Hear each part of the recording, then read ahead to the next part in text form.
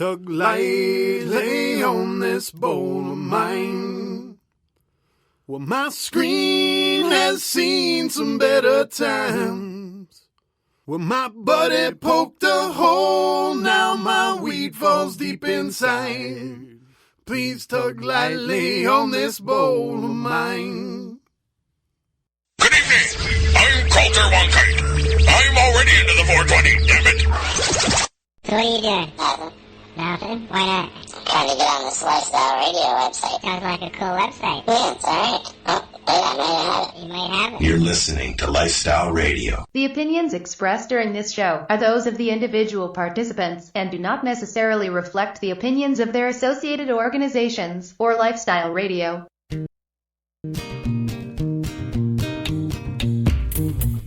You like music, you like weed, well, we gonna be good friends indeed. This is not much I like more than smoking trees. They'll make you dance the do-si-do and teach you how the chiba grows. Smoke a bowl on the 420 radio show. On Lifestyle Radio.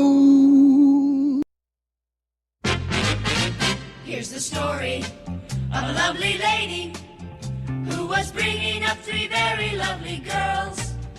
All of them had hair of gold, like their mother.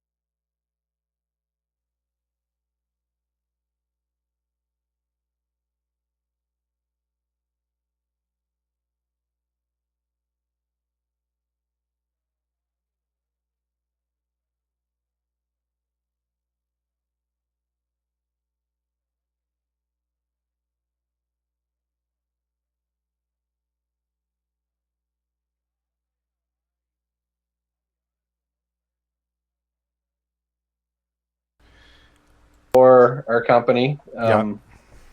Some of it was appearing at what is the market price that everyone else is selling. I kind of reverse engineered it a little bit. See, the provinces don't tell you what they mark it up, by the way. So you're kind of guessing. You're trying to get a little feedback and trying to. They don't tell you. You kind of get a little vibe what they mark it up, and you guess. But what we did was, we know we have to make certain amount of money per gram, just like a black market dealer or anybody. You got to make business. Profit. Yeah. Unfortunately, in Canada, there's a $1 excise tax federally per gram of dried cannabis. Can't get by it. So on a $3.50 is on top of your can, no matter what you do.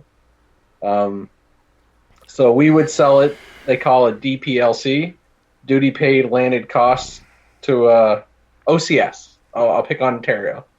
So we would pick a price to them. They get it. Then they do their own markup because OCS, like, they're a middleman. They are a wholesaler. They got to make money.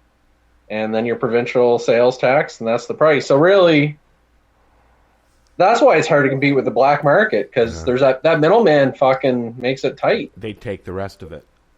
Like the grow legal cannabis and the testing. Like a cannabinoid test full profile, about $1,200-$1,400 on a batch, right? So there's right off the get go. Plus you lose your stock as well, right?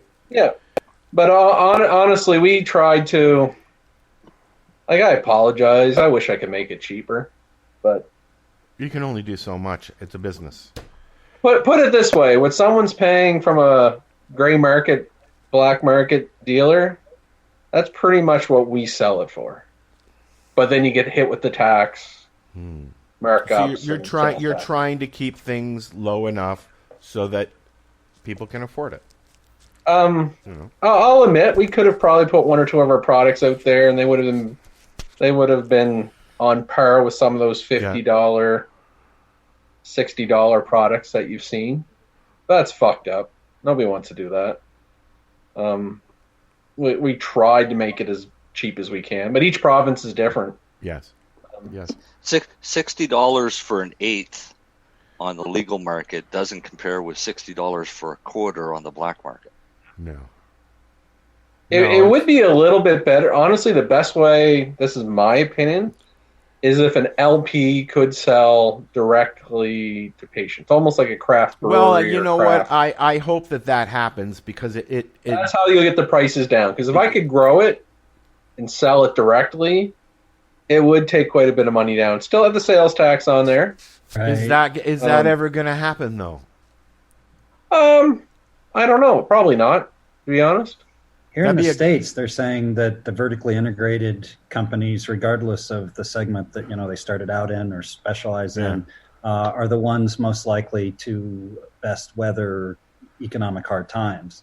So vertical integration is it's a really big deal, No, it does. I agree, and I wish we could sell it. Just we don't have the platform. And again, Canada's fucked. Every province is different. So now I want to broach something that happened a couple of weeks ago. Not my arm. Yes, I fell, and thank you for all the reaching out, everybody. I appreciate it. But you want to talk about it, Marcel? What happened a couple of weeks ago? Your little conversation you had and comments. Oh. And the only reason I'm bringing it up, is because I flat out invited this guy to come on the show, and he, you know the rest. I didn't. You know what? I haven't even read it, because he was doing it on my wall too. Neither have I. So I only dealt with him on my wall, and it shut him up. But he unfriended me, which is fine. Well, just one of the many people out there that don't pay attention to what's fucking going on around them. No, we're not. It's not like it was a secret. It's not like Marcel was. Fuck! I told everybody a year ago that I was going to work there. And no, he's not. He's not a traitor.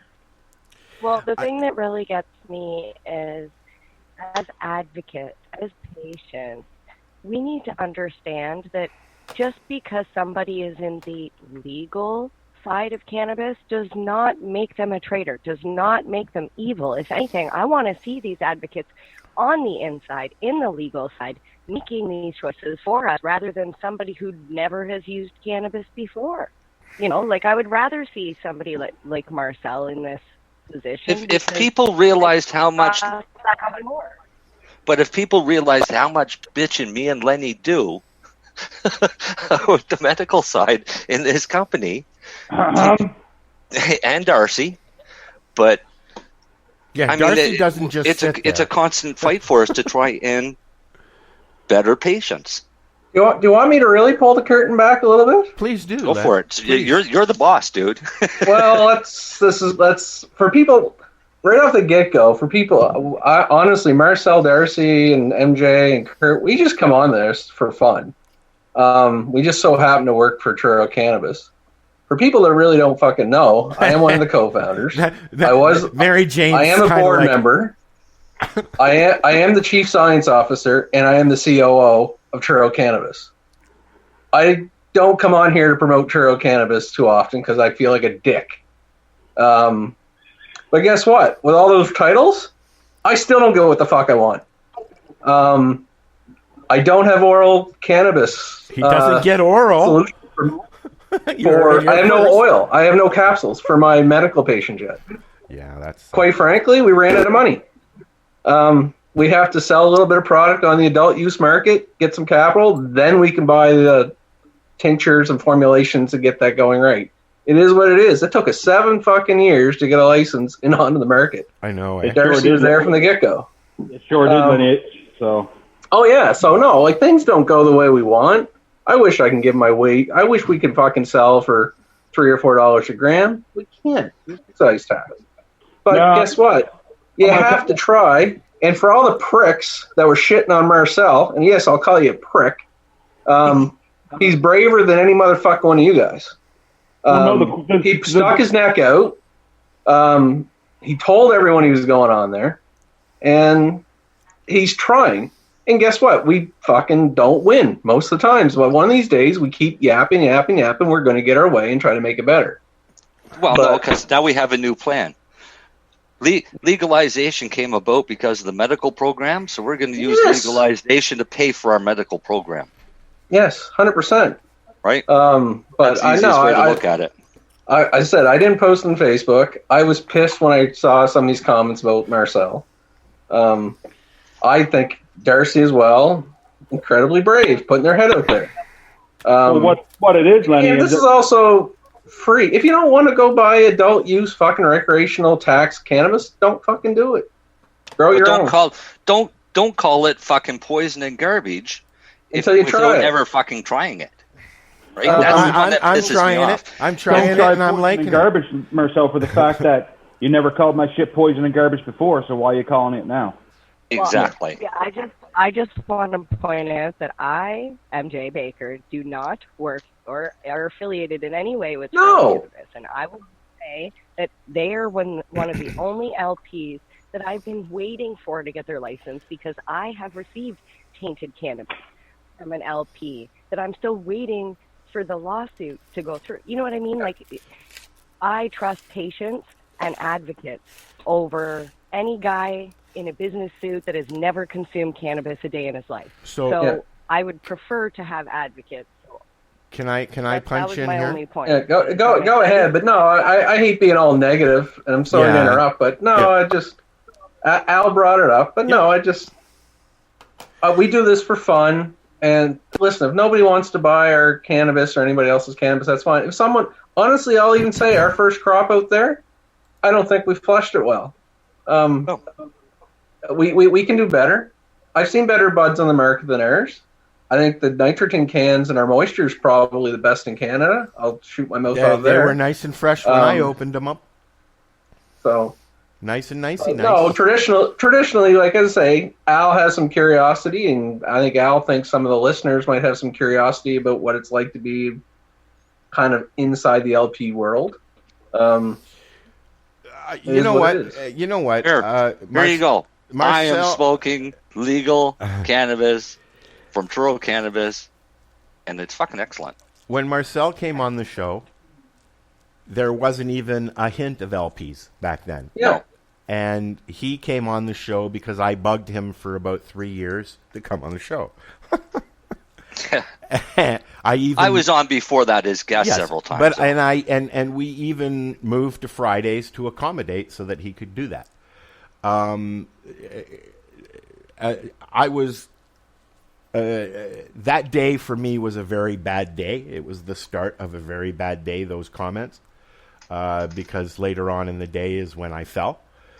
I don't represent one with the other, of course, but it was the start, and it struck a chord because, you know, we've been waiting for it. We've been waiting for that kind of a response, Len. And no, it did. But to be honest, there's a reason I'm not too active on Facebook because I get tired of the social. Well, you know what? I didn't anyway. I didn't engage it. I didn't want to be a part of it. But and that's why I'm saying something now. Marcel and Darcy and Lenny are here because I've asked them to be here because I enjoy spending my Friday evenings. They are my friends. I don't work for Truro Cannabis.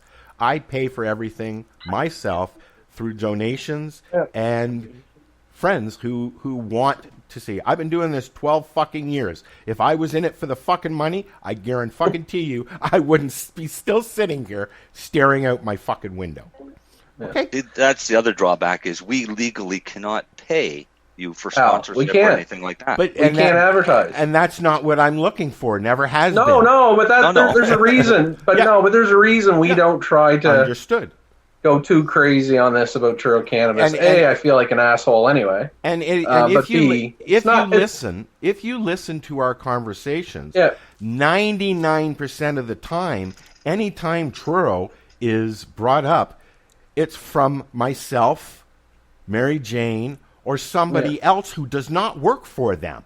They're asking a question. I find it very interesting that I have access to 3 gentlemen who work for a legal production company in Canada. Well, I'll give a shout out to my local, was it Grow and Brew? It's a Grow and Brew, yep. Grow and Brew in town. I was going to get I needed some pH down and a couple other things. Did you end up with a new tent out of there? What's that? Is that where you got your new tent? No, I didn't. I won't say where. Maybe you'll get one now. It was kind of I'm co-sharing the tent. Long story, but cool. But it was also fun. Jamie's the guy that works there. Nice guy. No, he knows I'm a Truro Cannabis. I asked a question, and we had a nice long conversation. Like most people don't even realize, even us naming cannabis, there's regulations and acts about it, right? So we had to change some of the names. Yes. Of the cultivars and strains. Yes.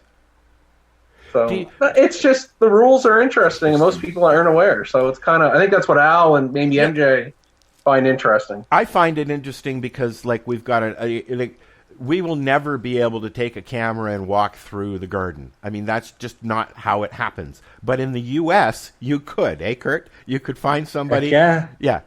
Hell yeah. You can't do that here. Vegas, you get to the fucking off the airplane and there's fucking cannabis ads and taxis and nothing but cannabis friggin' advertisements on it. It's like, Jesus Christ, totally opposite of Canada. It's the billboards here are either dispensaries, adult use dispensaries, or injury attorneys, because they drive like crazy on the freeways. Yeah. I saw some lady buses too. And I agree with Lenny. This should have been flushed a little bit longer. So, I think whoa. But Al's been smoking it tonight. What do you think of it, Al? I'm thinking whatever that was, it scared the shit out of me. Is that my house? What was that? Sounded like a robot. It sounded like a smoke alarm. That's what it sounded like. I think it's my house, apparently. I'm just my wife staring at me. No? Are you smoking up the house? It was Hillary's fault. Okay. Let's blame it on Hillary. Yeah. Where's Dale at tonight, anyways? Yeah, where's Dale? I was down talking to him. He knows we have a show. He's watching on the watch party I started. Yeah. Ah. He's being sneaky tonight. He's being sneaky. Oh, there's a whole bunch of them there. Yeah. Is there? I'll come over there too. But I also believe in the whole freedom of choice. So if somebody doesn't like something, just turn it off or don't buy it or whatever. Yeah, exactly. You know, I mean, you know what? Same as masks. If you don't feel you should wear a mask and don't want to wear one, I don't think you should have to. But anyway, I can't control that one. We're not trying to win a Grammy here. We're just trying to hang out with a bunch. You know, we're just friends. We're hanging out on Friday. We've been doing it so long now that it's just something we do. And if you like it, great. And if you don't, well, have a nice night. Go and watch your sports TV. Now, speaking of sports, Leonard, soft porn, popcorn. No, soft porn. They're not watching sports. They're watching soft porn. Soft porn. Oh, fuck that. They're watching hard porn. Fuck soft porn. Okay, well, they're just watching porn. I was trying to keep it PG-13. Soft porn is like an insult, man. Soft porn is an insult. I just wait to see how woman. many babies there's going to be. Like, there's going to be a baby boom next. You think? Winter. Yep. We'll call the babies the coronials. The coronials. That's actually awesome. That's very good. The coronials. Hopefully they don't turn out like wall lickers. No, well, I don't know. So things are getting bad. Things are getting bad with this whole COVID shit. This province here has gone 15 days without any cases. The day they make everybody wear masks mandatory in public, we get 2 new cases. I think they were just. I think they're laggy gaggers. I think they were set up, Marcel, to be out saying so everyone make sure they wear their mask. They're laggy gaggers. They're slow. I think it's Technically, the cases happened yesterday. And they announced it today. Yeah. I think it might just be a false sense of security. Everybody feels that if they have this mask on, that they're safe. Yet I seen one person at the Walmart checkout with one hand down the back of her pants and a mask on, and I was like, really? You're definitely going to get sick because clearly you're not hot. Like, hygiene's not high on your list. Hey, just make sure. Until it's her, MJ. Got a mask on. I went out to the store today and I wore a mask. Speaking of COVID, you're going to have to get Dr. Bob back on, Al. Let him do some rants again. I'll work on that for September. Yeah. I wore my mask and my nose was uncovered the entire time. Nobody even looked at me. You know what? I sat at Sunnybrook in the corner. I went right for the corner in the fracture clinic, just with it, just right here. It's just so I could breathe properly. Nobody was near me. Nobody said anything to me. And then I had a little nibble of my bagel and then put it back. But it was, I spent 7 hours in emerge and triage without any fresh air. And I was not a happy camper. I have to go do it again on, I can't remember what day. The 11th. Al, I have a trick for you. I've got a trick for all of you. Apparently, you don't need a mask if you're eating. So just make sure you've always got like a little bag of something with you, and then that's my trick at the pharmacy. And that works really I good drink at the coffee grocery store. I drink coffee all day. At the grocery store, if you time it right, you can have it all eaten before you get to the checkout and don't have to pay for it. That sounds so Marcel. Well, I wear my mask. I can't see because if I wear my mask up over my nose, it fogs my glasses. So I put it down under my nose. But I wasn't in a really good mood today. So I was kind of hoping somebody would say something to me, but oh god, they didn't. Hey, Leonard. What's going on, Kirk, down in the U.S. for COVID? I hear all these crazy news stories. The world's fucking ending. I hear you. Or is that just Canadian media fucking blowing her up? I think all kind of the mass media is a bit twisted right now.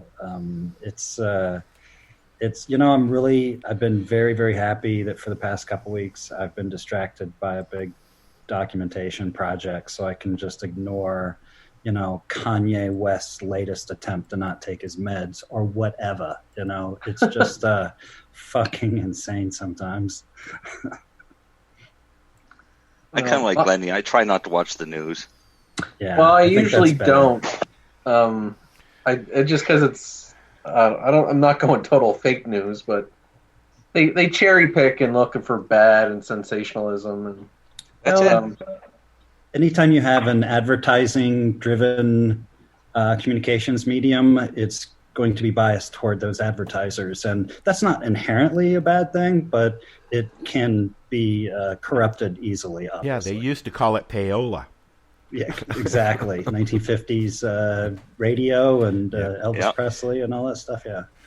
Well, radio has Darcy always... shared a cool article today, back to fun cannabis stuff. Was there some court case in Alberta, Darcy, about THC levels? Yes, there was. I didn't get a chance to read the whole article, but what it's summing up is that it's unconstitutional for the government to set THC levels. Oh, that's cool. That's good for you guys. That's interesting. So because they're saying that you can't put no more than 10 milligrams into one package for an edible, and for medical, and they're telling medical patients now that you basically have to buy your cannabis at your local cannabis store, because you can't get it from your buddy because then that's illicit, and most people don't want to get caught with it because then they got a whole big rigmarole, and then you got court dates. You don't want to deal with that, so they set it at 10 milligrams, and that's a group of patients or a group of people up there said, you know what, let's challenge this, and finally someone's challenging the THC It needs level. to be challenged. What's It's only 10%. that It's only 10% of what other nations like the U.S. and the U.S. is not a single market, right? We're 11 adult use markets, 33 medical markets. It's all fragmented. But anyway, in that whole mess, we've standardized on 100 milligrams. I was blown away when Canada said 10% of that. I'm like, just 10%? That's crazy. Anyway, the hardcore patients are screaming, because they're like, now I got to buy 17 of these. It's expensive as hell. And look at the waste environmentally of the packaging. But here's the part that scares me. Candies. Who wants to eat 10 candies or 10 servings of whatever it is, to get 100? Yeah. And I totally understand that.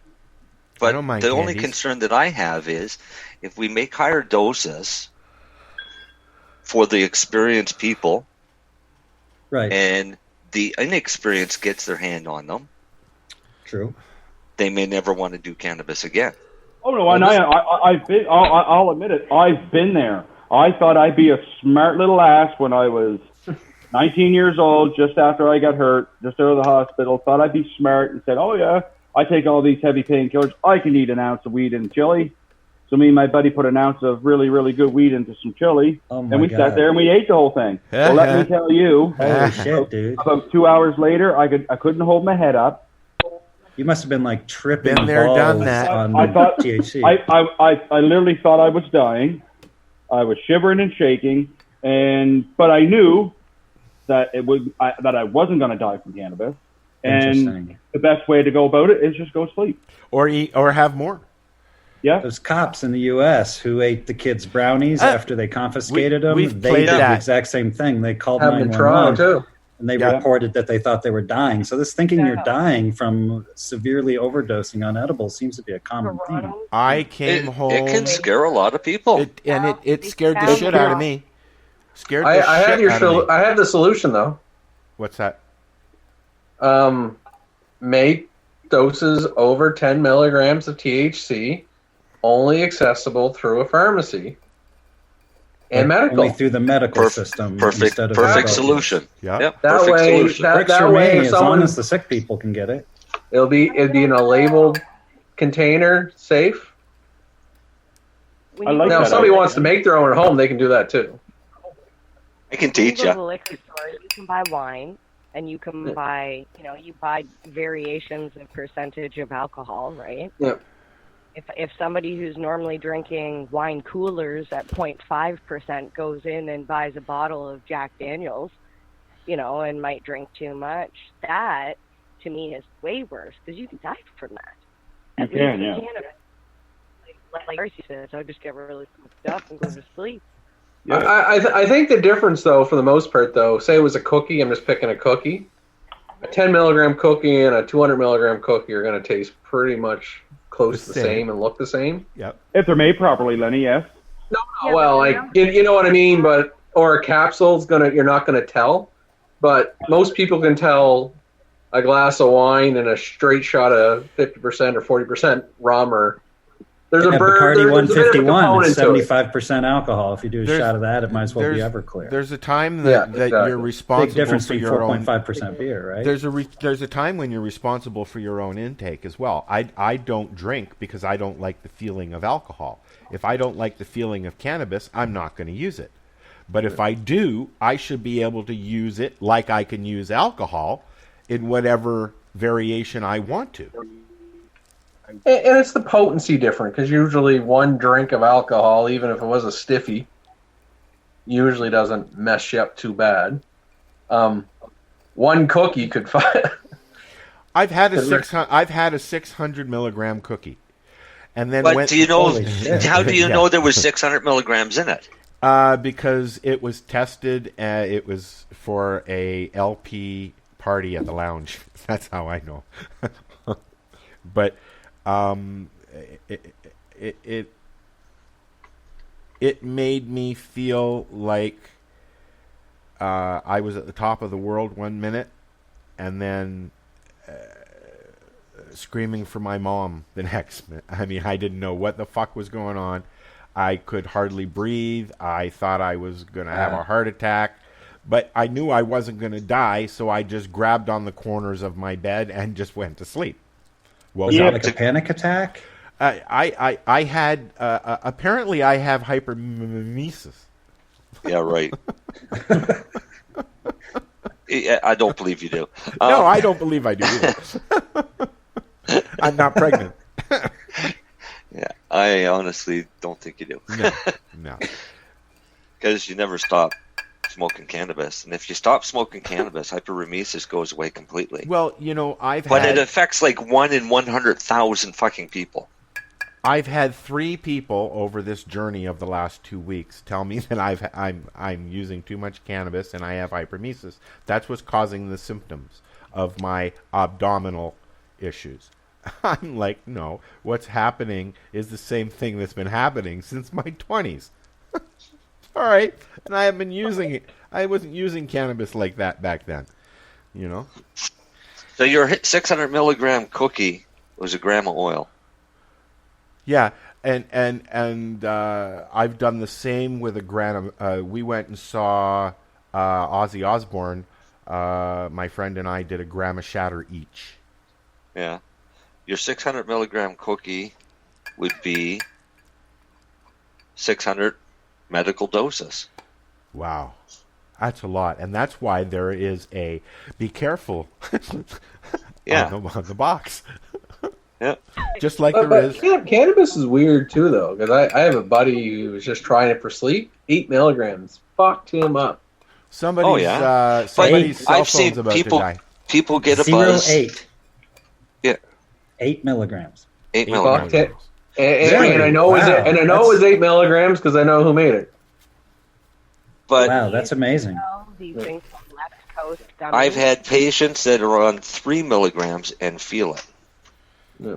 I gave my sister a 25 milligram Mary's brand THC gummy, okay?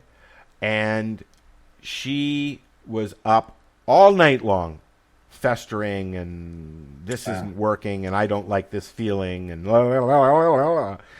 And I felt bad, but she needed to... What's that, Darcy? You know. Gorilla cookies. A what? I had... Gorilla cookies. Oh. I ate a 50... It was even labeled, so it must be true. A 50 milligram gummy. Yeah. Never got a thing off of it. Waited like 3 hours, never got anything, and then I had to go and eat one of these nice salty chocolate balls. Well, I got gummies in the fridge, Marcel. And it got high. And that's only off of 20 milligrams. Marcel? What? I got some gummies in the fridge that are supposedly 100 milligrams, and the other one's 125. Nice. If it is. I haven't tried them yet. So when I do... I think you'll grab one right now. Well, I I would, just but ate a salty ball. I'm up all night now. I will say nothing is better than Marcel's chocolate salty balls. Mm-mm. They're my favorite. no, the blackberry ripple ice cream. I prefer Alec Baldwin's salty balls, actually. Yeah. Oh, really? You're gonna have The to skit from explain. Saturday Night Live. You but got, anyway. yeah, I was gonna say you That's got how it to all explain started. that Salty one. balls. Yeah. Yeah. You know. It was Chef from South Park. I should have known. Salty balls. Somebody's salty balls. I don't know. Some cartoon character, perhaps a human being. We're not really Chef sure. literally but has a anyway. song called Chocolate Salty Balls. So They anyway, won me so, first. They won me at first place, so I'm happy with them. so Mr. Marcel, so back to your salty balls. So this thing you said is 20 milligrams that you just ate, Yeah, I think between 20 and 25. and that's like a comfortable spot for you. That's something you enjoy doing.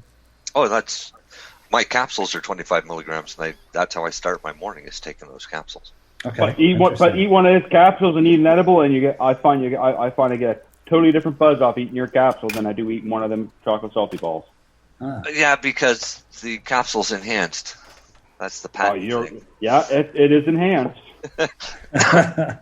I eat a salty ball. I'm asleep in about 90 minutes. I smoke a strand that we just grew, Lenny, and I'm out in fucking 35, 40 minutes. Is that the tug? That's the true. Yep. I call it the truth. I call it the tog. I call it the truth because if you want to know something about somebody, let them smoke that, and I'm sure they'll tell you. Don't let the U.S. government get their hands on it. They've been looking for a truth serum forever. Yeah, they thought they had it with them gay ultra and G13. Yeah. I'll tell you, I fucking laughed at Seinfeld for 45 minutes. Fucking night, pretty good. Laughed at Seinfeld for 45 minutes. Nice. So, Kurt, I could give you a 25 milligram chocolate truffle, salty ball. Cool. Or I could give you a 25 milligram capsule. But you got to come to 25 Canada milligram for it. capsule will actually knock you on your ass way more than the salty ball would. Wow. You're fucking right, it will. What was that, Darcy? I said, you're fucking right, it will. Are you going to explain why? Right, because the carrier oil is omega-3s, not omega-6. So you're getting high tech. You're getting into like PhD in biochemistry, organic stuff. Well, we patented it. Oh, nice, So nice. Congrats. So we have that, right? But So there's like real science behind this product, which is often grossly lacking, especially here in the States. well, that's how I got better. I used to be like Darcy in a wheelchair. I was supposed to be dead in 2008, then again in 2009, then again in 2010. But what I did is I researched cannabis to figure out how to make it work for my form of MS that I had. Sorry to interrupt, but you were the proverbial case where the medical establishment had, quote unquote, given up, had said, we've run out of options. Sorry, we got no more for you. The only real question they had when my official diagnosis came in, which was 16 or 17 months, they're big. Fuck that. Banana Mac's good. The only question they had was that how was I still alive? And I said, it's got to be the cannabis because I'd already been using it. Interesting. At that point. But then I figured out, after doing countless hours of research, because I was stuck in a wheelchair, I figured out how to make it work better. And I make it work better by mixing it with pure omega-3s. So the endocannabinoid system and the omega-3 pathway share the same enzymes, and there is omega-3 versions of endocannabinoids that may be the reason why it may not they are linked, and that's where a lot of research is going. But there's no question, like through Marcel's experience and research, that the omega-3 does make THC a little bit more potent, or CBD. But you also don't know if it's that But what the research showed was omega-6, which is basically all your fats, your coconut oils, all of that's omega-6. That omega-6 only really opens the CB1 receptors. And those are the ones that you get more high from. Omega-3 lipids go in and they open up both the CB1 and the CB2 receptors. So you're getting more physical relief as well as you're still getting that intensified head high because now you've got omega-3s rushing it to your brain. So it allows you to make your cannabis go a lot longer, which actually ends up cutting your price. So we did trials, and one of the trials that we did, we actually we monitored how much they consume during the week by smoking or vaping or whatever. And after 2 weeks, there was over a 40% reduction in the amount they smoked. So we saved them 40%. Wow. It's a big deal. Right off the top. And the reason they daily weren't consumers. Right. And the reason they weren't, these were all MS patients and stuff. Oh, wow. Okay. So that's almost like a patient study, it was like, a clinical trial almost. We did gathering data. Small. We did very small clinical trials. The first one we did was a double-blind placebo. I did that one.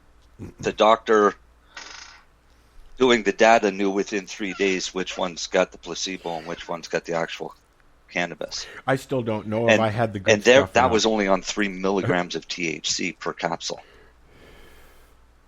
Yeah, very low dose, for sure. Yeah. But that's what I figured out, was this microdosing is actually more therapeutic for relief. If you want to get high, go smoke a joint, right? Because once you start on that dose and you take the same dose every day at the same time, you no longer feel it. You're just feeling normal. So you've got physical relief. You might have mental relief. But if you want to get high, you go smoke a joint. And then you get high. I got it. And then Marcel sold out to the LP. Yeah. Yeah, you fucking sellout, Marcel. You're a sellout. Sellout, Marcel. Get out. Yeah, Get out. I like you. But I also don't get high unless I turn around and I smoke that banana mac or eat one of those salty balls. I'll have a nice buzz on for a while. Or wait I literally smoke joints from the time I get up till the time I go to bed. Or wait till probably on my fourth joint so far during the show. Wow. I've had. Or you wait till the fall, Marcel. 2. But I had a lot earlier. So, guys, I found a song for us to listen to. I hope you'll like it. And when we come back, I'm sure there'll be even more comments. And I have to do this with one hand. Let's see if I can do this. This is the 420 Radio Show. We are live here at 420radio.ca. We'll be right back. Hey, this is Cheech. This is Chong. And you're listening to Lifestyle Radio. What is it? Lifestyle Radio. Say it one more time. 420 Radio? Ooh. Please hang up and try again.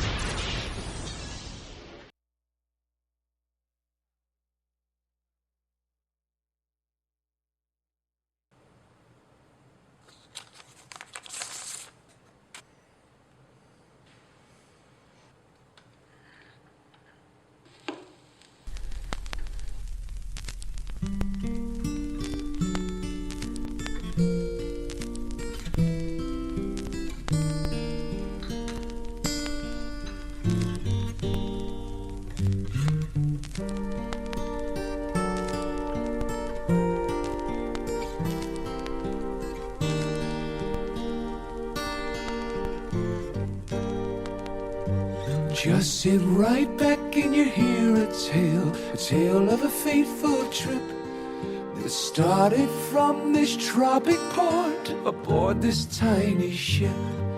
The mate was a mighty sailing lad, the skipper brave and sure.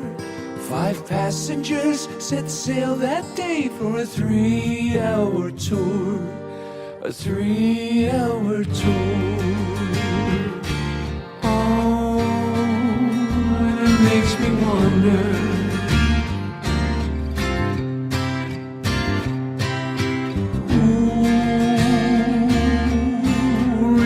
makes me wonder.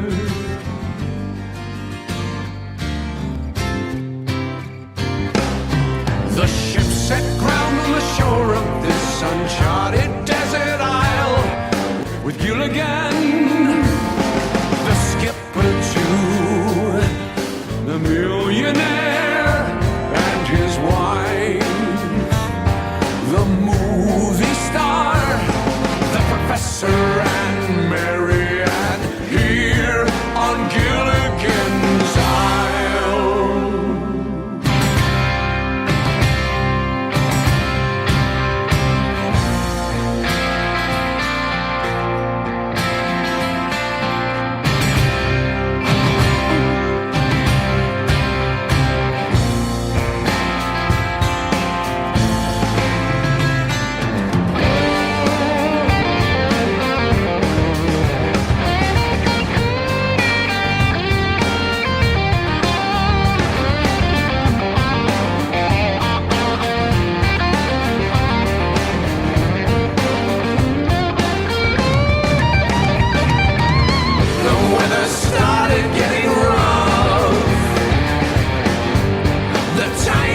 Was tossed, if not for the courage of the fearless crew, the minnow would be lost. The minnow would be lost.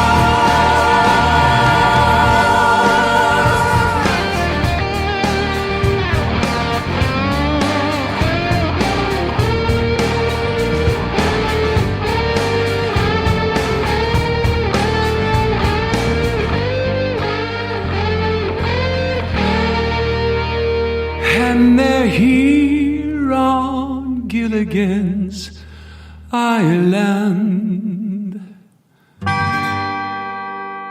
So what are you doing? Nothing. Why not? Trying to get on this Lifestyle Radio website. Sounds like a cool website. Yeah, it's alright. Oh, wait, I might have it. You might have it. You're listening to Lifestyle Radio. What'd you think of that? I like that. That was cool. Too. Yeah, that was. I want you to send me the link to that. I will. It's on just it's called Stairway to Gilligan's Island, and it's on. I just found it on YouTube this afternoon, and I was like, yeah, Lenny's gonna like that. I was thinking about you, Lenny. And you I missed the first fucking 60 seconds of it because Darcy was trying to make me look at a piece of bud that I couldn't see the color. I will post a link on my Facebook before the evening is out. So, we are back. Oh. Drew just sent me a song. Pub Songs of Ireland. The fresh... Oh, gotta play that. What was that, Mary Jane? You never got my song, did you? No. It was called Chocolate Salty Balls. Oh. Here, let's see what this sounds like. She's got the link for it.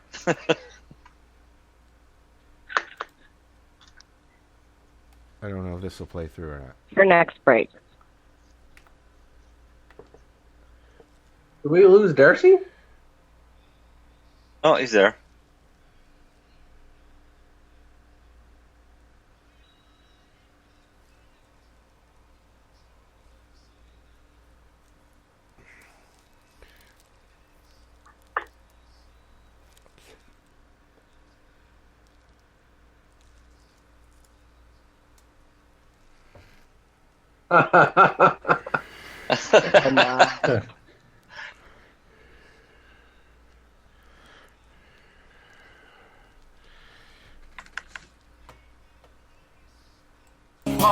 You know what it is, don't you, Al? You look puzzled. Chill it out, maxing, relaxing and killing and shooting some basketball outside the skill. Which I tell them, which I tell them, which I tell them,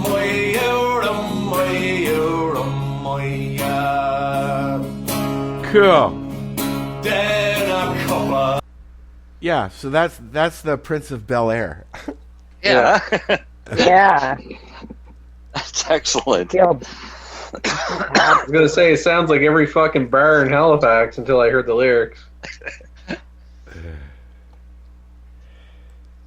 So, Oh, let me mute this here. There we go. Be gone. So, hi, how are you? Or how high are what's everybody smoking? I'm having some Animal Face right now. Animal Face? Animal Face. Is that really the name of the cultivar? Animal Face? Yeah, it's a lot of what happens up here with the legacy growers is they'll take one strain and they'll take another strain and they'll put it together and they'll call it two strains. Well, it sounds better than a lot of strain names like cat piss and that's a good strain. Crack. I don't think these are good strain names. Quite honestly, honestly, green crack you can't use in Canada. You're not supposed to.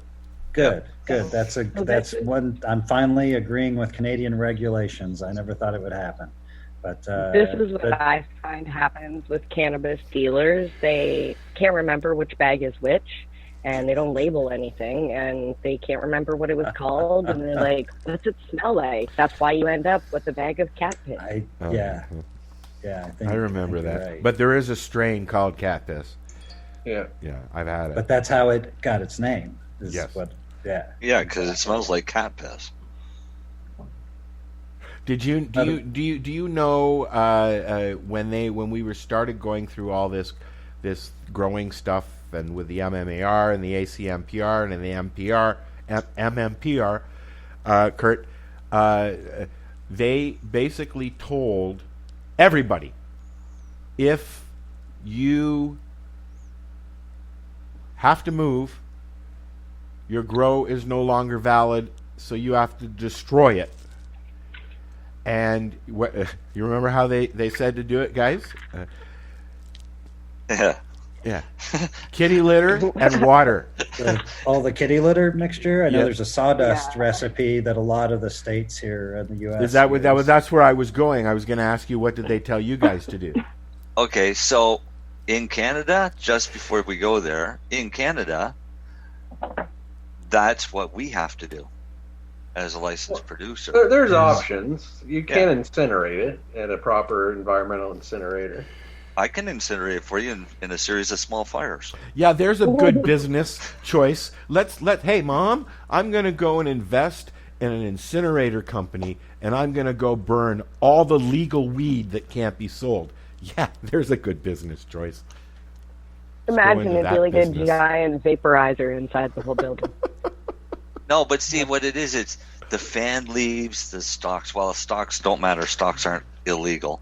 But all the fan leaves, any of the crap, waste, garbage, all has to be destroyed. Okay, either by incineration or mixing it with cat litter. On that topic, is there any, okay, let me take this back a few years. When hemp was first really big in Canada, we had a few hemp farms that opened up, but they were only allowed to use the stalk. All the other byproduct was just thrown out or used for feed. Now they're finding use for it. They're making hemp oil and stuff like that. Is hemp coming around down there now, Kurt, or is it still hidden like it used to be? Because it's very visible here in Canada. Yeah, I don't know if I'd call it visible as in like you're driving down the freeway and you see a big crop of hemp. It's as a percentage of overall agriculture, from the little I know about it, because I haven't done a deep dive on it, we're doing tens of thousands of acres, and there's certain states like Colorado and Kentucky that are going, they're really behind it. It's sad when a lot of those same states are not very pro cannabis, so they're kind of embracing one side of the plant and yet kind of shunning the other side and some of its cultural heritage. But it is what it is. I think we've made really great progress here in the States ever since our December 2018 Farm Bill, when we really basically reversed the prohibition of the past 1937, August 1937 here in the States. You guys in Canada did it several years earlier, actually. You beat us to the punch on that one. But hemp, yeah, it's doing some stuff. I've got a client in Indiana who's all about hemp because he wants to be able to sell into all 50 states, so he doesn't, want to get into THC. And there's some real innovative companies. There's some real companies too, to be quite honest. Yes. But that's how it normally is, right? 10 to 20% of your companies survive and create credible brands and solid brand identities and futures for themselves. Let's tell some people. Go belly up. Let's tell some people about the history of hemp, because it's actually quite interesting. Way back when, during the war, farmers had to dedicate a portion of their farms, both in Canada and the U.S., I believe. They had to dedicate a portion of their hemp of their farming land to hemp, so that they could grow hemp to make the clothing and things that they had to do during the war. Right? That's part of history. Okay. Sails and ropes. Sails. The Washington family used to have the largest hemp plantation in North America, where and stop me if I'm wrong, Kurt, because you'd know the history. Where the Pentagon used to be a hemp plantation, and yet it fed the world. It helped produce products. It's the most diverse plant on the planet. You can eat it, you can smoke it, you can wear it, you can build from it, you can fix people. But yet all this stigma is surrounding it, and here in 2020 they're actually saying publicly that cannabis can help this, cannabis can help that, cannabis may be able to help COVID, cannabis may be, very, very public. It's really, really cool to see how public. But the mainstream media is controlling that public. Right? Oh, because don't forget, they still want it villainized. Yeah. Right? Yeah. So they're only going to try and do what they can for ratings to make it look as bad as they can whenever they can. Hippie baby Jesus smokes weed, but everybody else's baby Jesus doesn't smoke weed, and so that's part of the problem. Yeah. I actually don't find the media really gives a fuck about cannabis anymore, to be honest. You know what they're doing, Len, is what I've noticed is they're allowing their on-air personalities to talk openly about their cannabis use, and it's becoming quite open conversations on the drive time shows in the morning and stuff like that. No, I think that's great. No, me too. But they're quite not. Frankly, I'm not a pharmacist. I don't know how many fucking pharmacists promote they fucking smoke No, weed. of course. My point is even though you've got Buddy DJ on big radio station in Toronto talking about cannabis like they know what they're talking about, people are listening to them. And if they're not right on the facts, which most of them aren't, because most of them are rec users, they're like, hey, I smoked a joint, it was fucking great, I got so fucking wasted, man. Here's a song. Right? My point is the truth, unfortunately, the untruth is outweighing the truth, unfortunately. Yeah, but don't forget they've been doing it for 90 years. I know that. Right? But it's nice to see it's changing. I wish it was faster. That's all.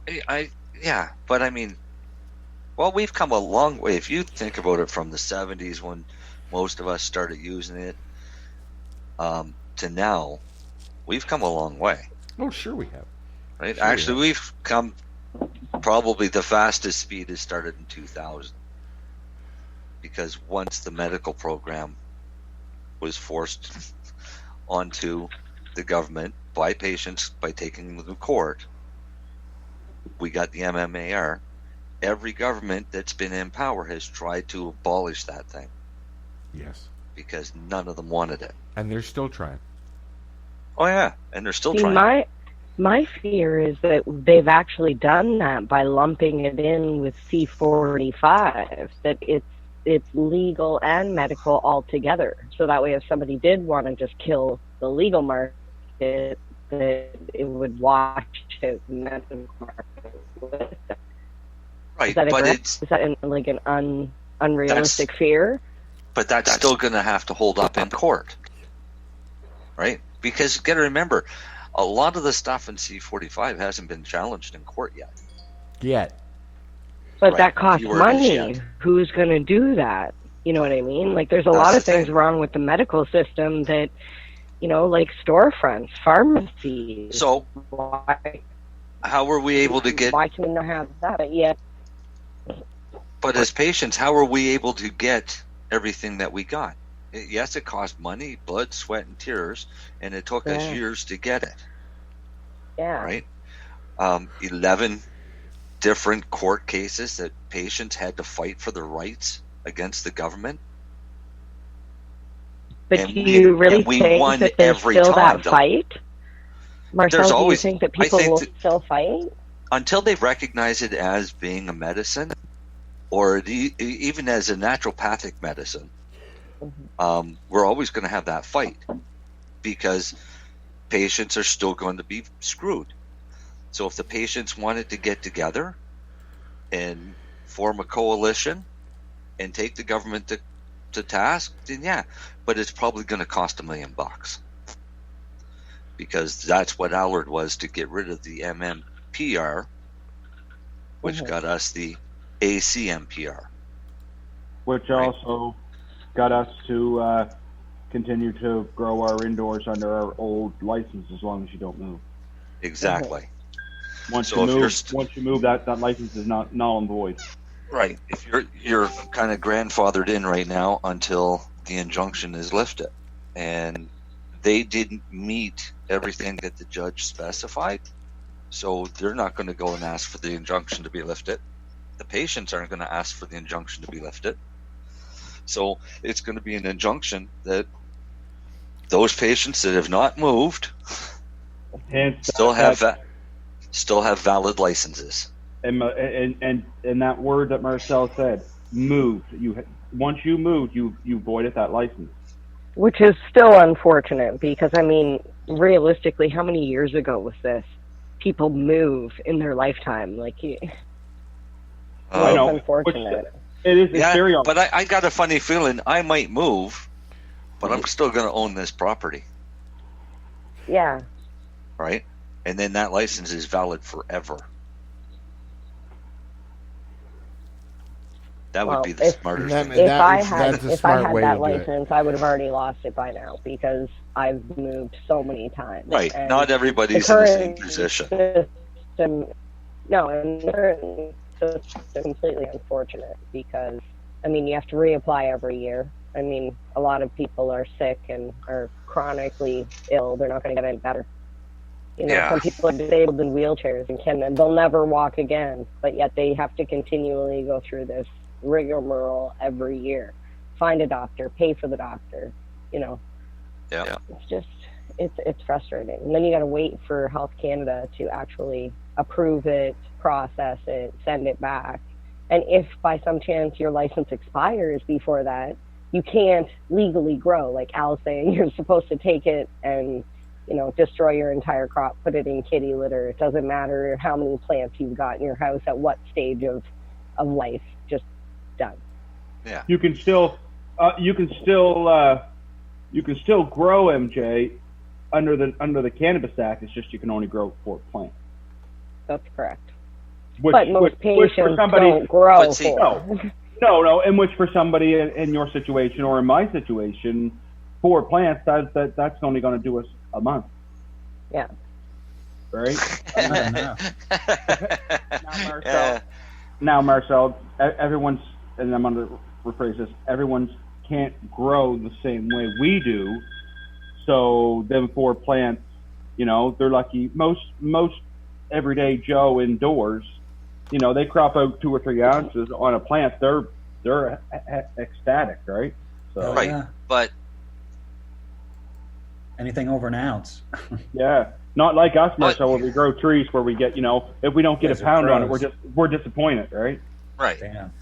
But See, I've never weighed mine out. I'm too afraid. I just know by how many mason jars. I get 2 mason jars per plant. But for the amount of cannabis I have to use to keep doing what I do, those 4 plants would last me. Well, if they're 1 ounce plants, then 4 days. Mm-hmm. Right? But they're not going to last me very long. Even on a good grower, on 4 plants wouldn't be enough for what I need and what I consume. Because here, I'm lighting another joint. You light that joint, and I got a song loaded up, and we're going to come back, and we're going to talk gross stuff with Mr. Darcy Pittman.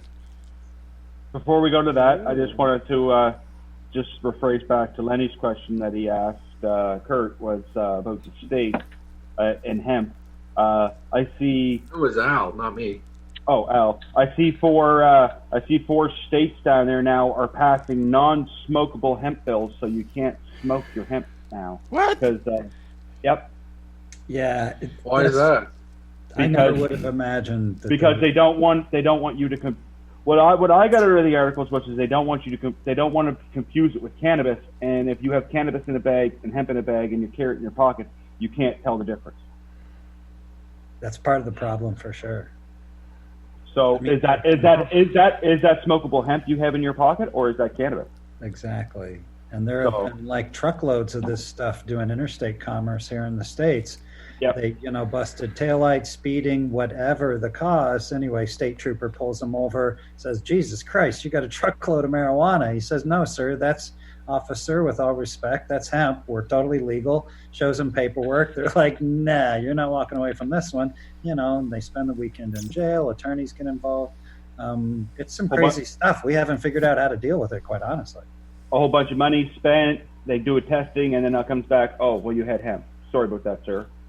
Yeah, and then do they get their $200,000 worth of hemp back? I don't know, but it sounds pretty, as the kids would say, sus. It's pretty sus. Sus? Yep. Is that a new word? Sus? Yeah, suspect, apparently. I've never heard that one. You need to hang out with college kids more often. Kurt's got his finger on the pulse. Got a few years. I do. Are you in Vegas or LA? I'm in Vegas. That's why. Yeah, he's in the cool spot of the country. No, it's because I have college kids. My kids are in college. Yeah, geez, Sonny, I do have my finger on the pulse. It's called tuition, and it's like so yeah. In exchange for thousands and thousands of dollars, they teach me words like sus. It's pretty cool. Right on. Wow. There, now you can play your song, Al. Sorry about Play your song, because I got my glass of scotch. So all right. So make sure you turn the mic off, because apparently last time you didn't, and they couldn't hear the music. Who couldn't? Well, whoever was listening. I can only do so much with one arm. We'll be right and we back. love you for it. Famous line by Charlton Heston. Is it? Planet of the Apes, perhaps. Not sure. I remember that quote's late a at little night sus. watching those. Not we'll how right you use it. You're listening to the randomness that is 420radio.ca. Sorry, that's 420radio.ca. Powered by ADHD and fueled by cannabis.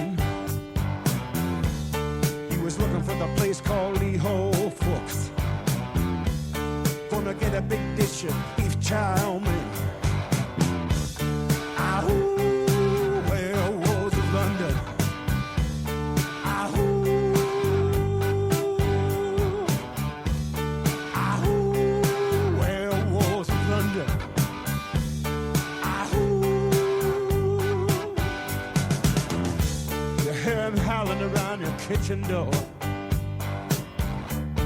You better not let him in. Little old lady got mutilated late last night. Werewolves of London again. Ahoo, werewolves of London. Ahoo, ahoo, werewolves of London. Ahoo.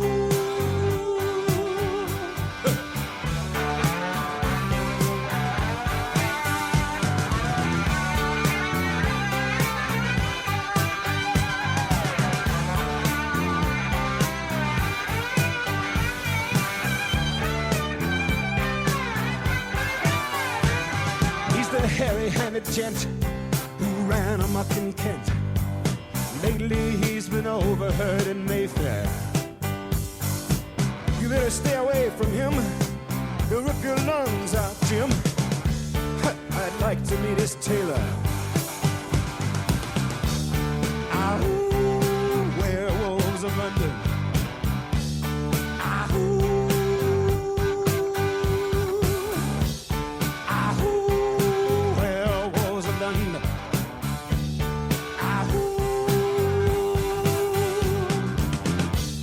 I saw Lon Chaney walking with the Queen, doing the werewolves of London. I saw Lon Chaney Jr. walking with the Queen, doing the werewolves of London. I saw a werewolf drinking a pina colada at Trader Vic's, and his hair was perfect.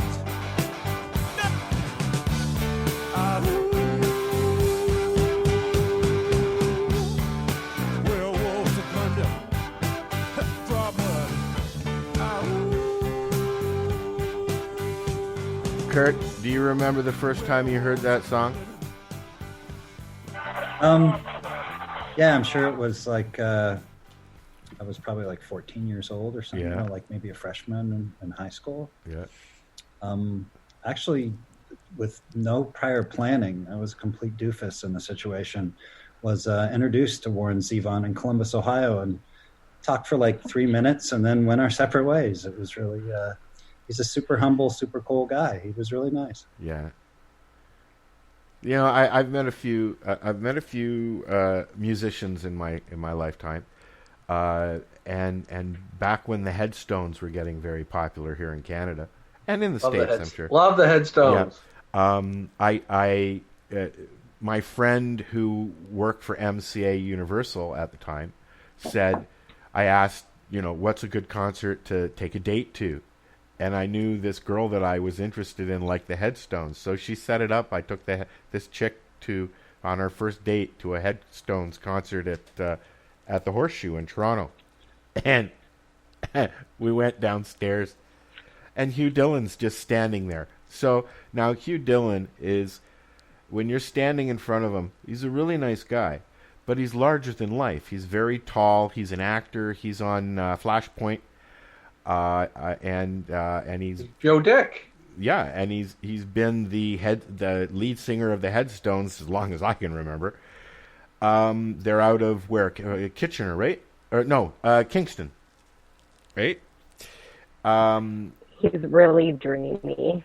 Who, Hugh? Well, yeah, you met him. We went to Tanganyika. They had a Headstones. They featured at Tanganyika at Tim Barnhart's had a little thing going there a couple of years ago, and we were with them, and they were like right in front of us, and they just put on such a good fucking show. They're just so I got good. to sing with the band. It was so cool. Well, that's my dreamy. point. I've been a fan since the 90s, since they first put out their first album, and it's just like, it's nice to see the Headstones, the Tragically Hip, those bands that we grew up with in Canada that are... I seen the Headstones in Glasgow, 1993. I think there's 8 people in the bar.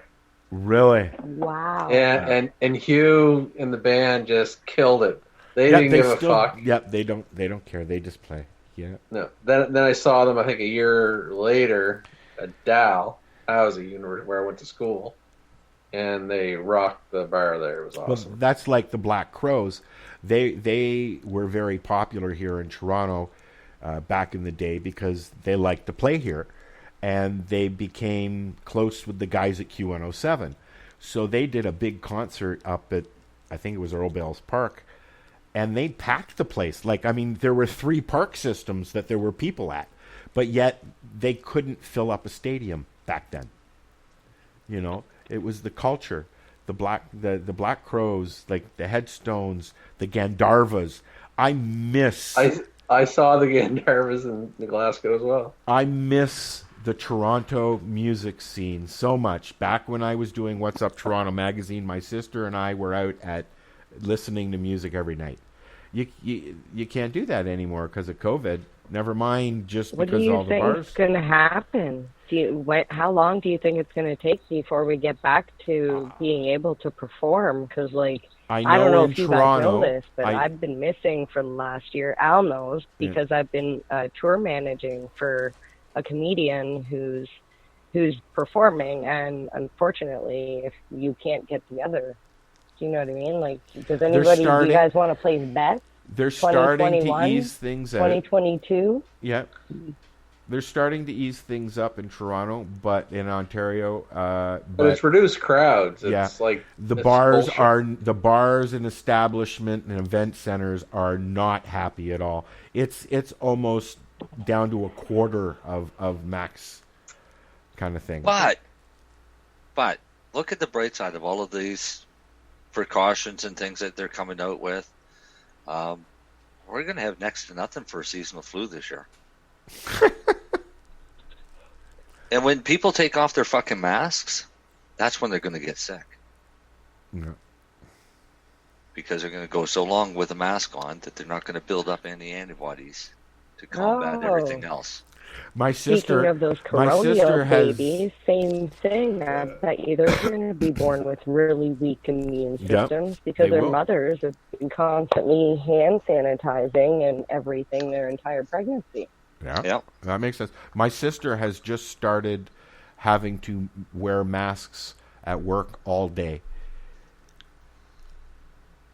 So, yeah. Wow. All day is different than 10 minutes at the grocery. I spent 7 hours in emergency. Do you really think those masks coming from China are made with nice, clean material? Do you really think they're tested? You know it's going to be asbestos fucking lungs. I'm calling it right now.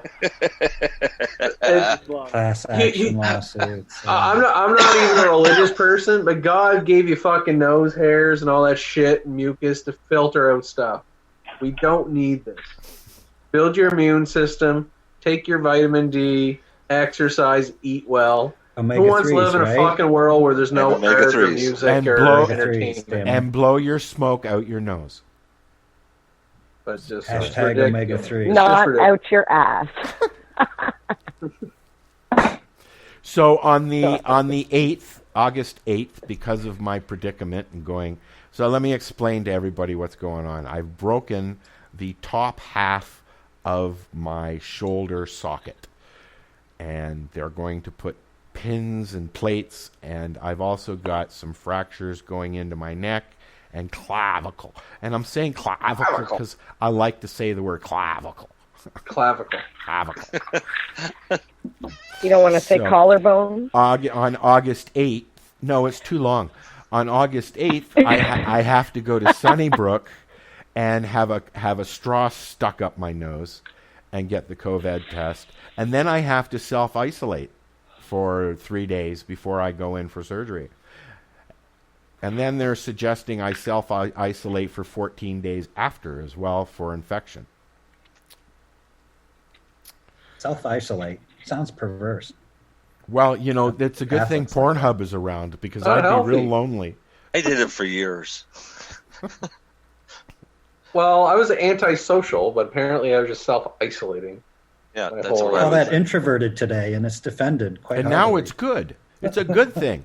I didn't see anybody today. Good for you. I hope you had a good day. I didn't touch anyone yesterday. Yay! I am an introvert, but every once in a while you do have to get out and socialize. So says the guy who's sitting where the bat signal above his head. Batman's an introvert? I guess he is. Fucking right he is. And today on the 420 radio show, we're going to discuss introversy and Batman. He only comes out when he's needed. Yeah. Yeah. Exactly. Yeah. Same as I do. So Yeah, what happens when there's no crime? Does he get depressed? You don't need me anymore. I'm Batman. Oh, Batman is depressed. His dad got shot in front of him. He's an angry son of a bitch, quite honestly. He's fucking I awesome. love Batman. Batman is the best. He's the only superhero that's actually human and just runs around like vigilante style, and everybody loves him. But there's Nobody an knows easy way he might even be a little twisted. He has cool toys too. There's an easy way to solve this for Al's question, though. Is Batman's both? Is Batman what? He's both. What? Yeah, he's dark and he's an introvert. Yeah. He's bipolar. And Bruce Wayne is an extrovert. Fair enough. He's bipolar. Jeez, I thought you meant he was bisexual. You scared me. Batman is bipolar. Oh, he might be that too. I don't know. I said he was both. I was like, one. whoa. Yeah, we weren't talking. What do you got in your mind? You been watching porn too? 50 Shades Thankfully, no. 50 Shades of Batman. Hey, Darcy. Marcel. What's the gross stuff you're going to talk about? Yeah. What gross stuff? Your gross segment. How to grow killer weed. Well, we talked about security last time. I'm gonna do a little blurb on this new company, this new nutrients company that I've been trying out this year. It's actually well. Before you start, can I give a tip for somebody? Go ahead. And a few people. If you're growing outdoors, especially in this province in the last couple of weeks with the amount of heat we've had, and you're using a garden hose, do not just turn your garden hose onto your plants. All right? Run the garden hose water until it's cold. Never spray hot water on your plants. You'll scorch them. I can't stress that any more than that. Never spray hot water on your plants. Because chances are they're not going to make it. Says the talking cannabis plant. Yes. So there's your outdoor grow tip for the day. Go for it, Darcy. What kind of nutrients? It's the company's called Big Blue. They sell a whole bunch of different organic-based nutrients. The ones that I got to try this year were their cold-pressed fish, and which I'll get into the difference between cold-pressed fish fertilizer and pasteurized fish fertilizer, but I'll get into that here in a second. And then the one that I really like is their algae. I have a hard time saying it. Their algae seaweed. Algae or algae? Algae. No, ALGUES. Yeah, one of the letters is silent there, buddy. It's algae. Yeah. It's a cold pressed seaweed extract that's harvested from the East Coast here in Canada, and it works very well. What it's designed for is seaweed grows in extreme conditions year round. So the winter they grow in icy cold water, and in the summertime they grow in warmer water. So it has a big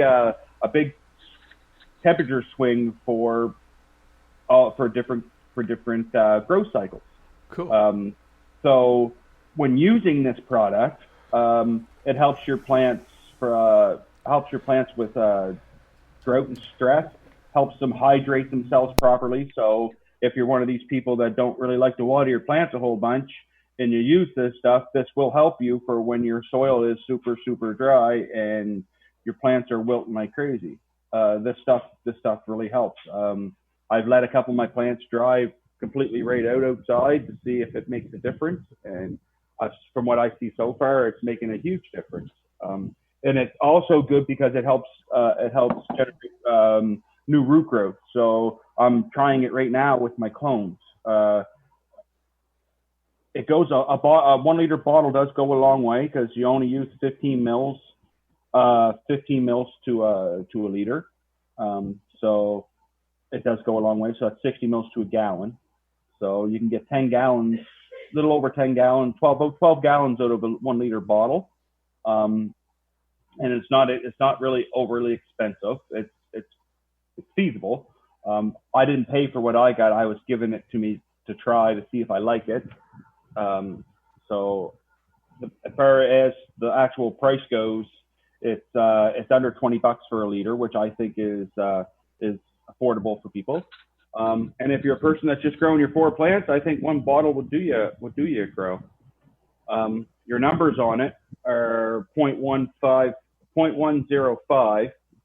So it's seaweed's more potassium than anything. There's very little nitrogen and no phosphorus in it.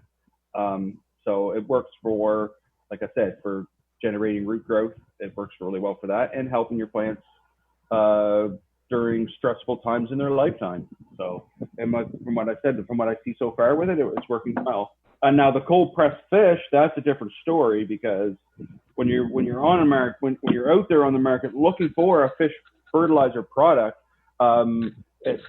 be very careful on what you're buying, especially if you're outdoor guerrilla growers that don't like to put your stuff around your house and you're out in the middle of the woods.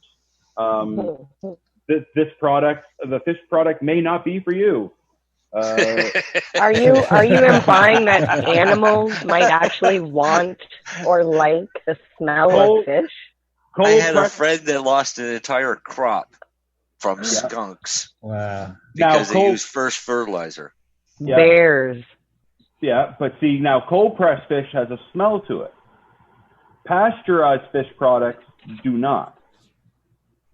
But pasteurized fish products don't do the same job that the cold pressed does. Cold pressed is your best with anything. Cold pressed seed oils, all your seed oils, if you can get them cold pressed, it's the best, because they're not chemically changing the molecules of the product. Where when you heat stuff up, it changes stuff, right? So I recommend always buying cold pressed fish products if you do grow with fish products.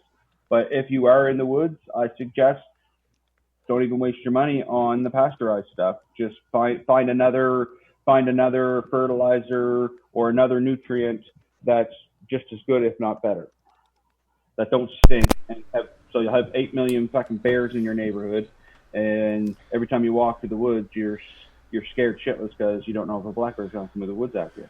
So, now, Darcy, I heard wolf urine actually is a great deterrent. Is that true?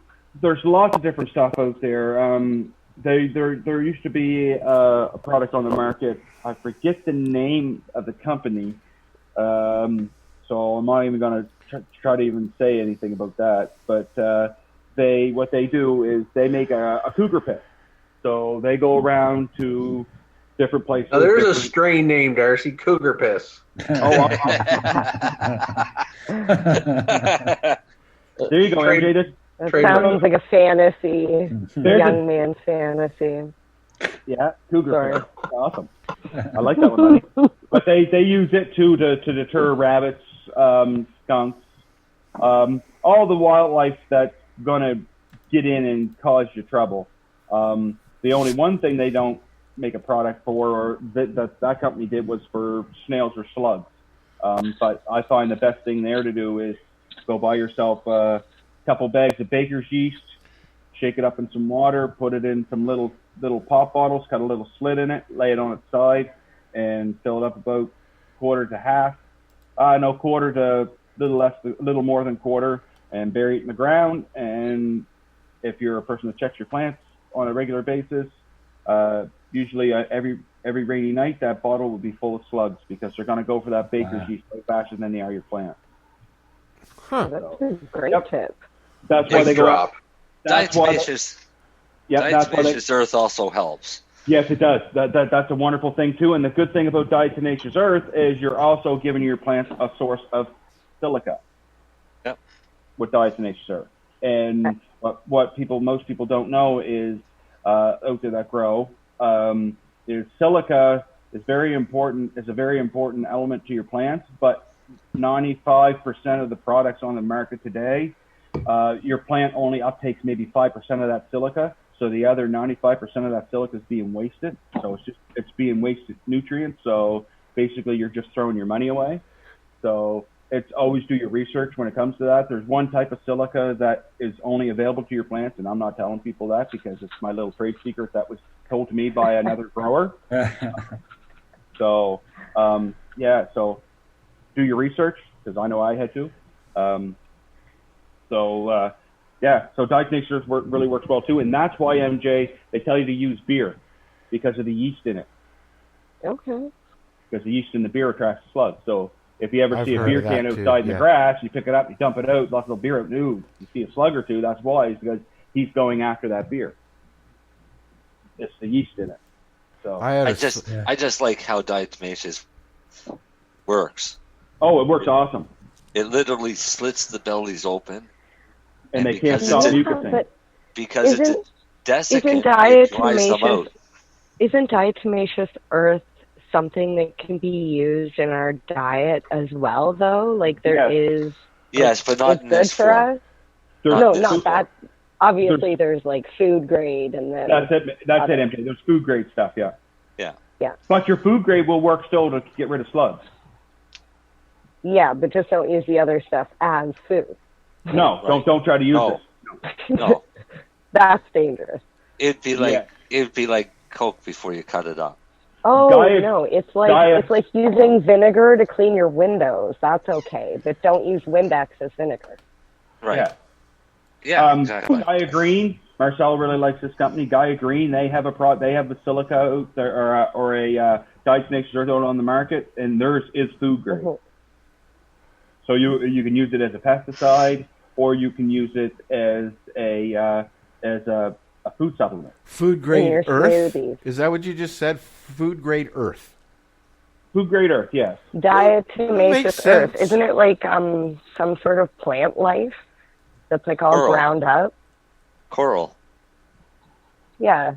Coral, yeah. It's supposed to be from coral. There's benefits, health benefits in it. Wow, man. Yeah. Should be shit. The stuff you learn every day. I'm going to Google this right now. Yeah. Yep.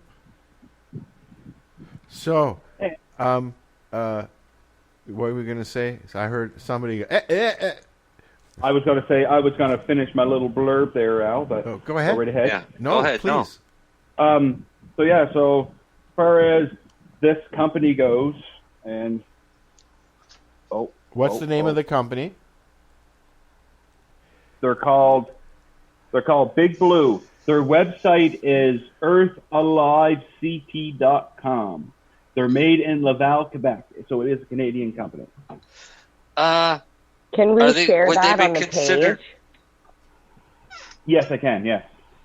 Okay, would they be considered organic or somewhat yes, they organic? Are. Yes, they are. Approved for organic agriculture. Approved by who?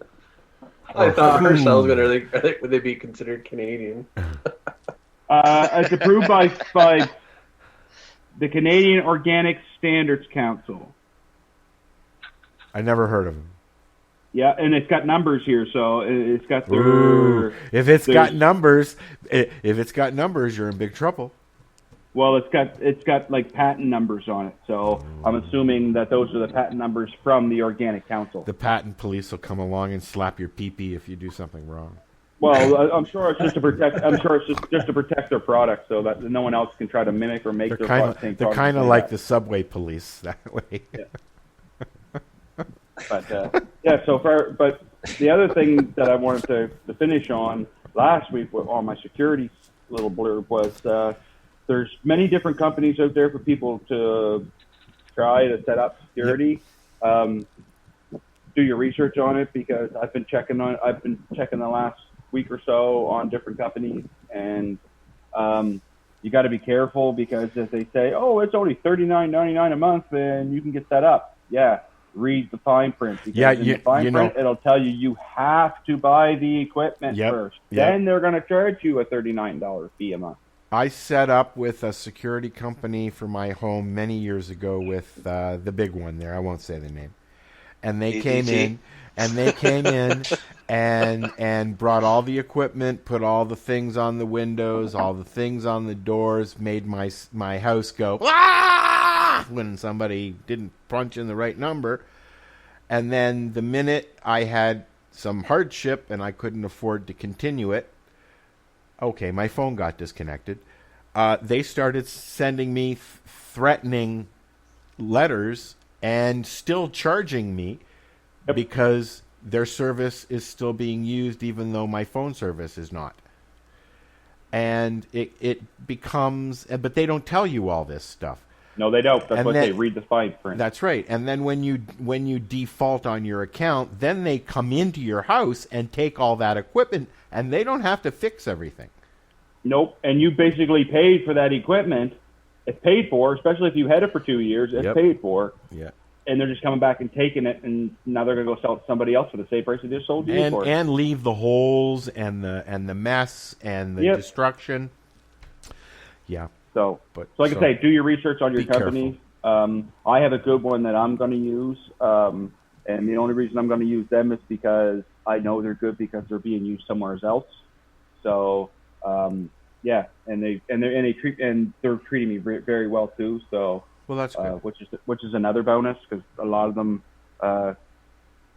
they just kind of want your money and here you go kind of deal. These guys are being nice and they're explaining things, and so yeah. So just do your research when it comes to that stuff and read your fine print. I have just started my own home security stuff, and I went out and bought an Alexa. Mm-hmm. So Alexa, would you like to say hello? I don't have an opinion. Oh, Alexa. Have you been listening to us? Ask her if she knows. Ask her if she listens to the 420 radio show, Al. No, she doesn't. But, if you would like to play... Alexa, let's play Jeopardy! Welcome back to Jeopardy! You've already played all the available clues. Would you like to replay today's Jeopardy clues? Sure! Yes. Welcome back to Jeopardy! You've already played all the available clues. Do you want to play today's clues again? Yes. Here are the clues for today. Our first category is life with the Hood. Robin Hood is often depicted as loyal to this lion-hearted King of England. John. Please give your response, or I can skip this clue. King John. Which would you like? No, it's not John. I know it. Oh, fuck. I thought it was John. Skip.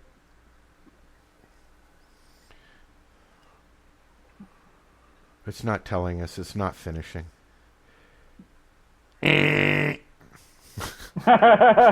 Yeah. Okay, Siri. Or, sorry, not Siri. Alexa. Gonna cause a complex. Yeah, she's gonna get mad. Alexa, next question. The correct response was, who is Richard? Our second Jeopardy category is celebrity moms. Beyonce is mom to twins, Sir, and Rumi, and to this colorfully named big sister. Blue Ivy. Please respond in the form of a question, starting with phrases like, who is, or what is. Who is Blue Ivy? You're right. Your next Jeopardy category is hotels. For nearly 2 decades, the Beverly Hilton was owned by this talk show host turned real estate investor. This is an interesting one. Kurt, do you know this one? No, I'm sorry. Merv The correct Griffin. response was, who is Merv Griffin? The next Jeopardy category is the biblical sense. In the book of Exodus, the Lord tells Aaron and this Hebrew prophet to take ashes of the furnace to sprinkle in the sight of Pharaoh. I missed half the question. Please give your response, or I can skip this clue. Which would you like? Repeat. Skip. Again, the category is the biblical sense. In the book of Exodus, the Lord tells Aaron and this Hebrew prophet to take ashes of the furnace to sprinkle in the sight of Pharaoh. Anyone? Anyone? Nope. I'm not a big Please respond in the form of a question, starting with phrases like, Moses? who is or what is? Who is Moses? Yes, that's it. Today's fifth category is There you brands go, that Marcel. sound like verbs. This Minneapolis-based retailer sounds like it has you in the crosshairs and selected for attack. Target. What is Target? What is Target? What is Target? Good job. Your last Jeopardy category is a negative attitude. This disapproving presidential action comes from the Latin for I forbid. Skip. The correct response was, what is a veto? All right, let's see how you did on this set. Earlier you scored 0 out of 6 on your first session. That's pretty good. You got 3 right today. Yeah. We'll see you Monday for more Voted clues. by fucking Alexa. Alexa, thank you very much. Bye-bye now. Thanks, Alexa. I'm not sure. That's okay. Some of us helped them. We'll try again next no, time. I don't want an Alexa. My parents have a Google.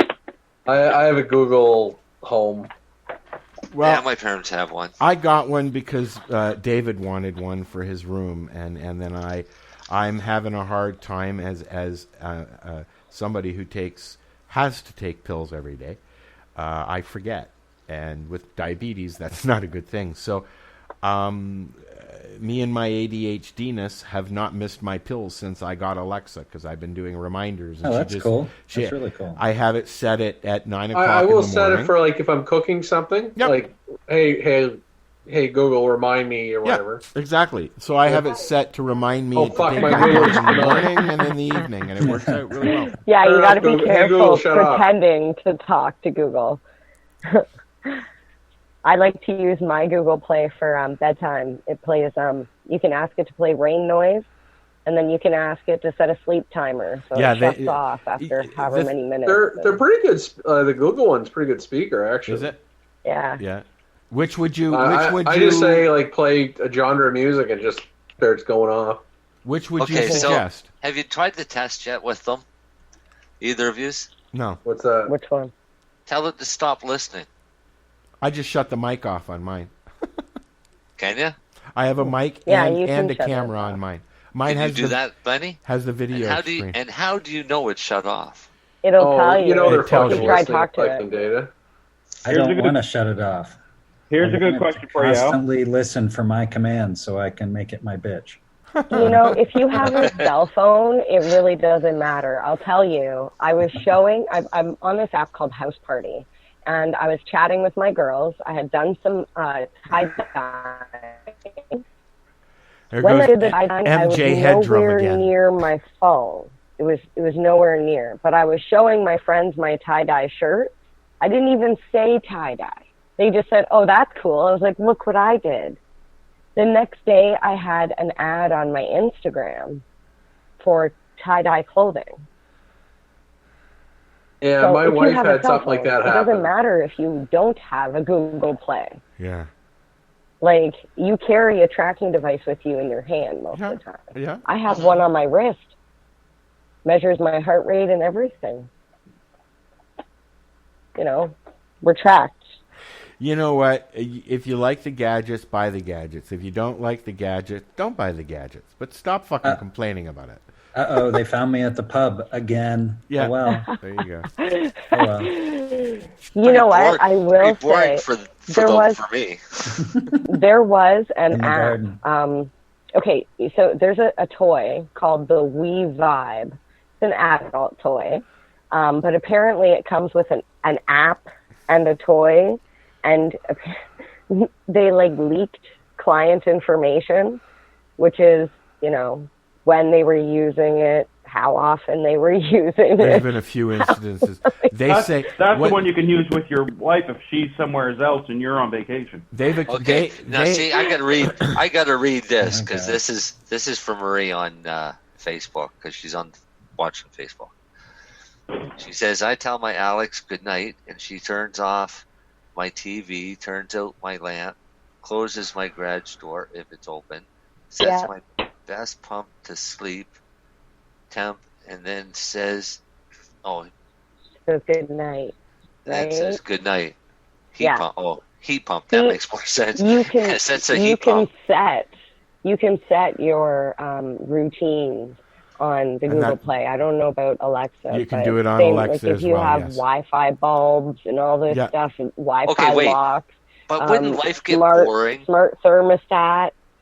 But wouldn't life get takes boring? care of the things that you shouldn't have to worry about. Do you want to walk over to the thermostat every night and turn the heat down 3 degrees?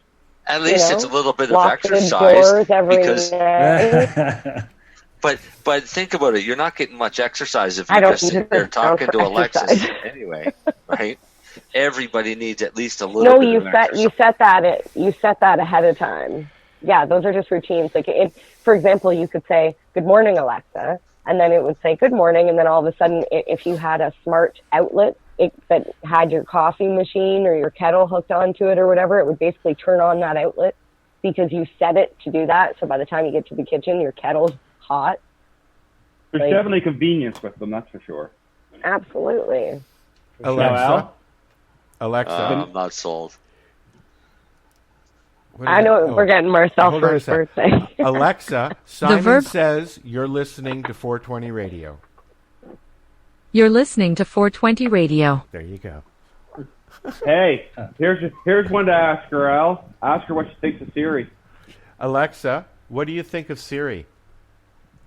I like all AIs. That was boring. All the eyes.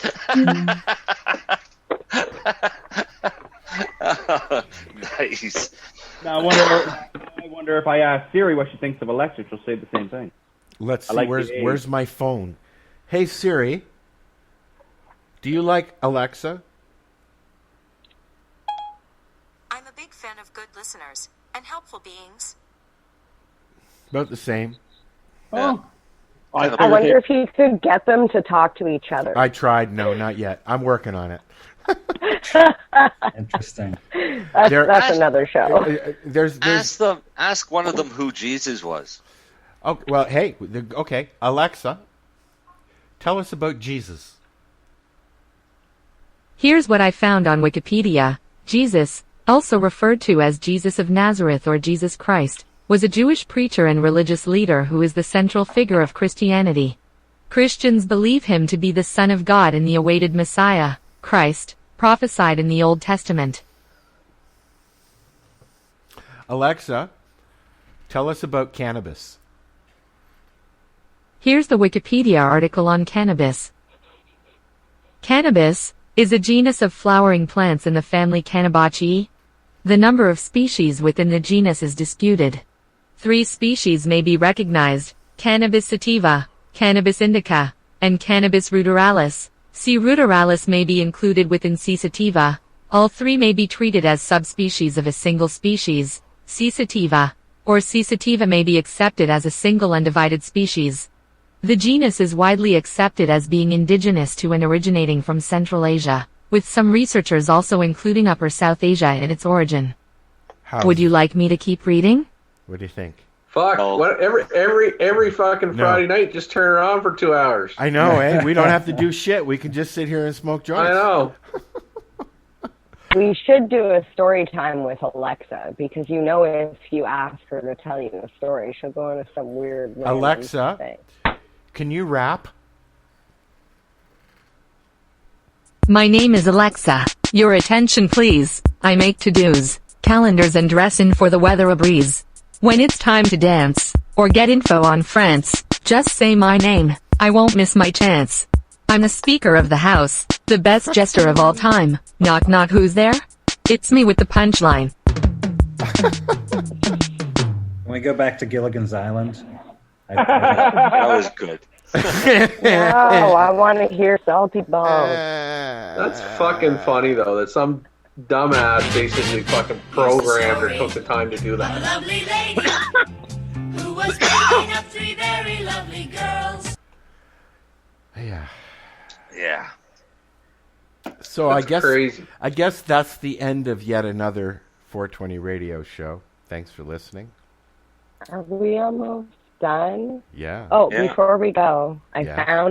found health benefits for diatomaceous earth. You want to hear it? Sure. Yep. I was going to say Ask it really Alexa. doesn't matter. You should have and asked it'll tell you Alexa. anyway. We should ask Alexa. Oh. Okay, well, wait. Before you ask Alexa, let's see if she's going to say the same thing. Because, I mean, who really checks their facts? Who on are you Wikipedia? asking, Siri? Just saying. You're asking Siri? No. I've already got it here. Okay, go ahead. What are so they? when you take diatomaceous earth as a source of silica, you can treat high cholesterol levels, constipation, improve your skin, nails, teeth, bones, and hair. I knew the teeth, bones, and hair thing. I never knew about constipation, though. High source of calcium. True. I just realized I can't find my Shatterizer. Yeah, I guess it's good Hold for the phone. worms and parasites too. Yeah. For the If dog, you give, of course. if you give it to your dog. Yeah. Is this the same Would it work stuff? for cat- would it work for cats? Is that the same For a stuff cat? that you would Probably. use if you went for a mud bath? Is that the same kind of earth that they would use? No. No. No. They would use mud. One's a coral and one's mud. Oh, okay. Diatomaceous earth and the looks mud like they use flour. Yeah. Okay. I thought it looks like cocaine. Yeah, it looks more like cocaine. Seriously, like it's large crystalline structure that's got to be crushed up a bit if you're going to use it for ingestion. Oh. Mm-hmm. Okay. All right, so that's why they have a food grade, which is a much finer one. The garden grade stuff, that's the shit you want for killing slugs. Earwigs, ants, anything with a soft belly that walks across it gets its belly slit and it dies. Huh. So the easiest thing to do is if you have an outdoor grow, surround the entire grow with a little, basically a little wall of diatomaceous earth. And top dress. Leave it there. Top dress your. If you're growing in pots, top dress your pots. Yeah. It'll save you from, especially if you use dry soil, because 9 times out of 10 there's already bugs in that soil. So if you top dress it, then they can't get up through. So then they really won't hurt your plants. as much. Hillary just said something in the chat. If Hillary somebody says wants she's going to burn her backyard down. It sounds like she's going to have a fire tonight. Have fun. Have fun, I'm Hillary. jealous. And on that note, folks, thanks Oh, yeah, for it is a listening. long weekend, isn't it? It is a long Yep. weekend. Have a good It weekend. And we'll be back matter. next week. Thanks, Kurt. Always a pleasure. Yes, thanks, Kurt. Thanks, man. I love learning from you guys. And I guess that's it. That's all. Say goodnight, folks. Night, everybody. Good Have night. fun. Later. Hey, this is Cheech. And this is Chong. And you're listening to Lifestyle Radio. What is it? Lifestyle Radio. Say it one more time. 420 Radio? Ooh. So what are you doing? Nothing? Why not? Trying to get on this Lifestyle Radio website. Sounds like a cool website. Yeah, it's alright. Oh, wait, I might have it. You might have it. You're listening to Lifestyle Radio. The opinions expressed during this show are those of the individual participants and do not necessarily reflect the opinions of their associated organizations or Lifestyle Radio.